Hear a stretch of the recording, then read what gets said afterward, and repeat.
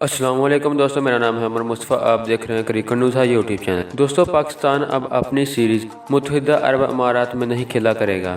دوستو، پی C B اور متحدہ عرب امارات کے کرکٹ بورڈ میں شدید اختلافات. دوستو، اب پاکستان اپنی سیریز کس ملک میں کھیلا کرے گا؟ پی سی بی کے چیف ایگزیکٹو وسیم خان نے اعلان کر دیا. دوستو، پاکستان اپنی سیریز کس ملک میں کھیلا کرے گا، جاننے کے لیے اس ویڈیو کو پورا دیکھتے رہیے.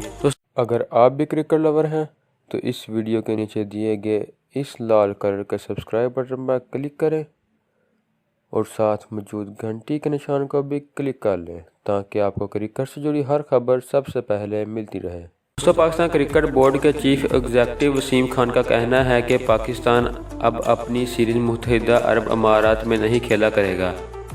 برطانوی خبررساں ادارے کو انٹرویو دیتے ہوئے ان کا کہنا تھا کہ یو اے ای میں کرکٹ سے پاکستان کرکٹ بورڈ کو مالی نقصان ہوا.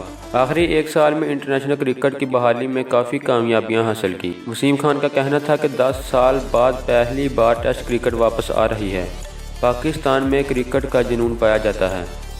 انگلینڈ ٹیم کا دورہ پاکستان کے حوالے سے ابھی کچھ کہنا قبل از وقت ہے. پی سی بی کے سی ای او کا کہنا تھا کہ انگلینڈ اور آسٹریلیا ٹیم کے دورے سے پہلے دوسرے ممالک کے ساتھ سیریز ہیں.